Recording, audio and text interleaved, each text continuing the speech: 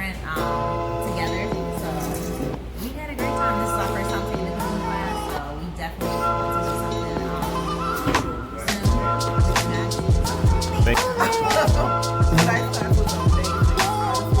I had Chef Carter's food at an event earlier this summer, and when I saw the opportunity to taste the cooking again, I had to jump on it. It was so personal and intimate. This was like a new level of date night. Beyond going to movies and dinner, we got to connect and talk, and my husband officially can cook something other than scrambled eggs now. So like we really big time now. This is like a new level in our relationship. It's amazing. So thank you so much, Chef Carter. This is amazing. Please showing the world that Black couples can do these type of things, that we don't just make babies, that we actually date each other and love on each other and learn things